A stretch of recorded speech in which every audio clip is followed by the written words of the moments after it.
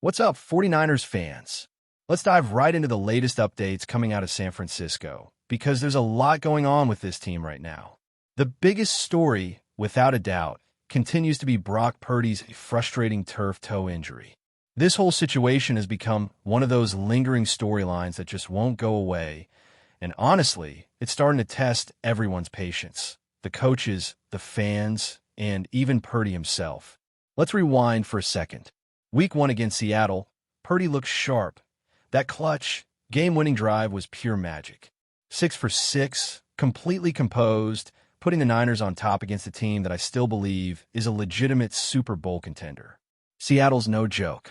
They're talented, disciplined, well-coached on both sides of the ball, and Purdy went toe-to-toe with them and pulled off a statement win.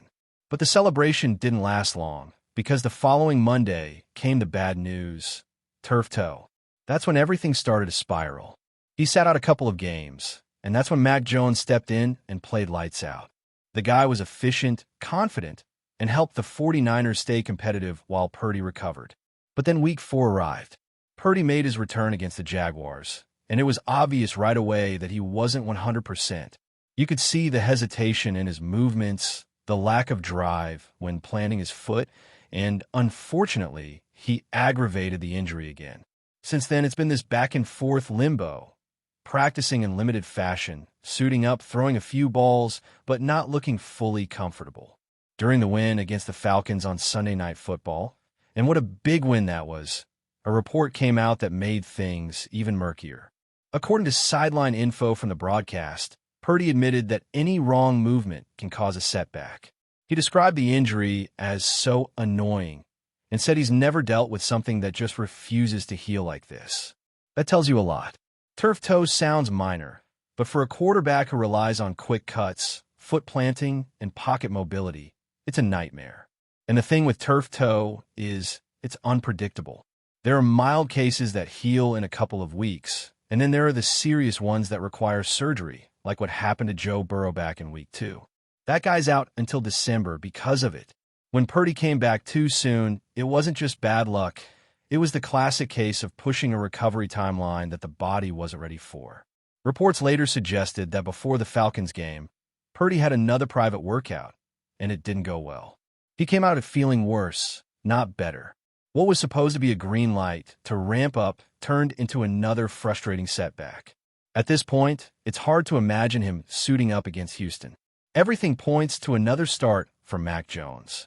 And honestly, it's the right call. The Texans play on turf. The Giants the week after also have one of the worst turf fields in football, and the Niners won't play on natural grass again until they're back home against the Rams. So the smart move is to rest Purdy until that point. Give him time to heal properly, because if there's even a tiny bit of pain left in that toe, it's only going to get worse the moment he plants and drives off it again. When you look at the film from Jacksonville, the warning signs were obvious. He was favoring that foot, missing throws high, and moving gingerly around the pocket. In hindsight, it's clear he shouldn't have been on the field that day. But we all understand the mindset of a competitor. Purdy had just signed his big contract, he saw Mac Jones playing well, and he wanted to show leadership by being there for his team. That's admirable, but sometimes being tough means knowing when to sit out. Playing through pain might sound heroic, but in this case, it set him back and put the team in a tougher position long term. That brings us to Mac Jones, and man, what a turnaround for him. He's 4-1 as a starter this season, helping the Niners stay in the playoff mix.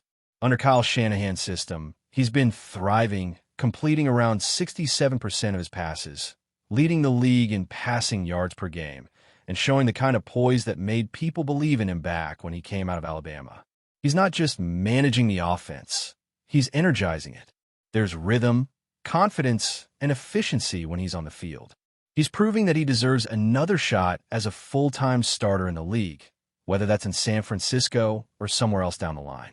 Honestly, when you think about off-season moves across the entire NFL, the Niners might have made two of the smartest ones, bringing in Robert Saleh and signing Mac Jones. Because without him, if they had to rely on a backup like Brandon Allen or someone off the practice squad, their season could have been over before Halloween.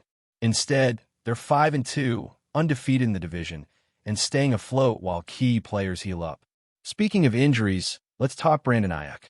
It's been a long road for him since that brutal knee injury. ACL, MCL, and meniscus damage, all in one shot. That's a career-altering combo, and yet the latest updates sound hopeful. He's been progressing steadily, putting in the work, and getting closer to returning. Nobody really expected him to be ready early in the year. Realistically, the target was always around weeks 8 to 10, and that timeline seems on track. If he can come back strong, even for the second half of the season, it would be a massive boost. A lot of people seem to have forgotten how dominant Ayuk was when healthy. Back in 2023, he was one of the most efficient receivers in football, second highest graded wideout, over 1,300 yards and nearly 18 yards per catch. His route running, his footwork, his ability to separate, elite. Yes, the contract drama and conditioning questions last season didn't help his image, but when he's locked in and healthy, he's a problem for any defense. The 49ers offense just looks different when he's out there stretching the field. So here's where things stand. Brock Purdy is still day-to-day. Mac Jones is keeping this team competitive, and Ayuk is inching closer to a return. The Niners front office knows they're still in a great position. They're in the thick of the NFC race, sitting at 5-2, and playing meaningful football despite injuries to key stars. That's not easy in this league. Now, with the trade deadline approaching, all eyes are on John Lynch and whether he'll make a move to bolster this roster. The team's got depth, but with Nick Bosa and Fred Warner both banged up, it's fair to ask if the defense can keep performing at a high level without reinforcements. Lynch hinted that they're not desperate to make a trade, but would pull the trigger if the right opportunity comes along, especially if it's a young player who can help now and down the road. It makes sense. This team's window is wide open, but staying aggressive could be the difference between just making the playoffs and making another Super Bowl run. Meanwhile, on the offensive line, there's an interesting development at center. Jake Brendel has been solid, reliable, but when he went down with that hamstring injury, Matt Hennessy stepped in. And honestly, he looked good.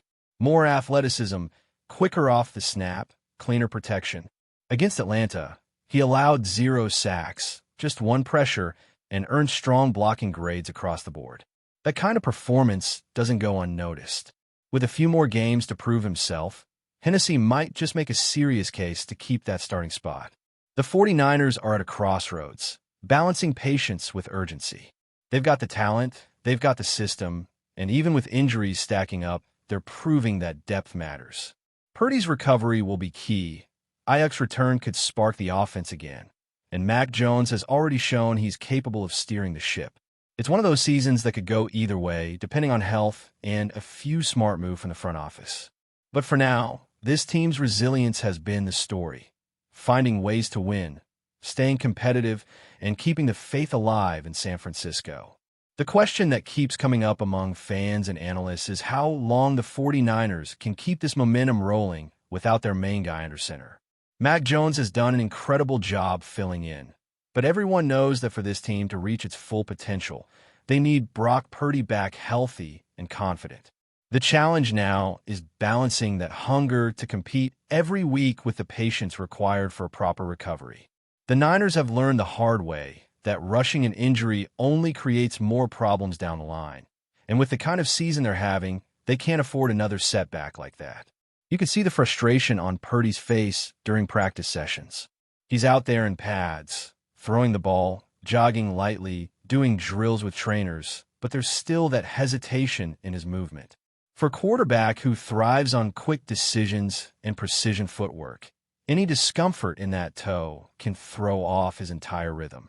He's the kind of player who uses subtle shifts in his stance to create space, to buy that extra second, and to make off-platform throws look effortless. Take away that mobility, and you take away a big part of what makes him special. It's no surprise that the team's medical staff has been extra cautious. They've seen what happens when a player pushes too early. The pain flares back up, and the clock resets all over again. Meanwhile, Kyle Shanahan deserves a ton of credit for how he's managing this roster. He's not just calling plays. He's reshaping the offense to suit the quarterback he has at the moment. With Mac Jones, the playbook has leaned a little more on quick throws, timing routes, and heavy use of the running game to establish rhythm. And it's worked. Christian McCaffrey has been a workhorse, doing everything from rushing between the tackles to catching passes out of the backfield. George Kittle has been more active as both a blocker and receiver, giving Mac that reliable safety valve on short and intermediate routes.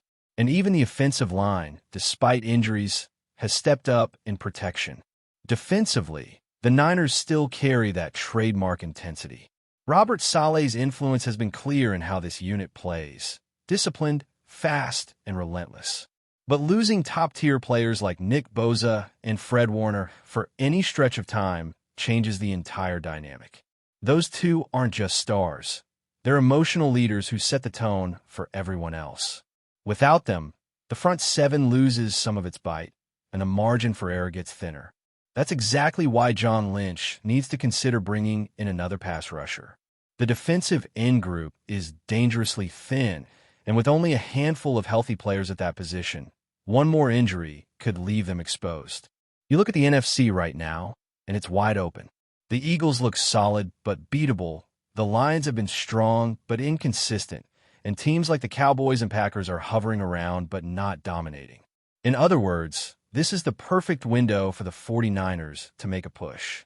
Their coaching, culture, and resilience give them a real shot to stay at the top, but depth is everything in this league. It's not about who looks the best in October. It's about who's healthiest and hottest in December. If Lynch pulls off a smart move at the trade deadline, something that shores up the defense or adds another weapon for the offense, it could make all the difference. One thing that stood out through all of this is the locker room unity. You talk to players, and there's zero panic. They trust the process, trust Shanahan's leadership, and believe that whoever steps on the field will deliver. That culture is what separates this team from so many others. You got guys like Deebo Samuel and Trent Williams constantly preaching accountability. You've got veterans setting examples for rookies on how to prepare, how to study film, and how to handle pressure. Even with injuries, the mood around this team hasn't dipped. They've adopted that next man up mentality and are backing it up with results. The emergence of Mac Jones has also created an interesting dynamic moving forward. When Purdy returns, Shanahan will have some decisions to make. Of course, Purdy is the franchise quarterback. That's clear. But the confidence Jones has built, the rhythm he's developed with this offense, it's not something you can just ignore.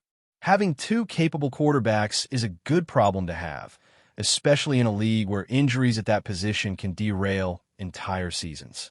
The chemistry between Jones and his receivers has been improving every week, and his command at the line of scrimmage shows that he's growing comfortable in Shanahan's system.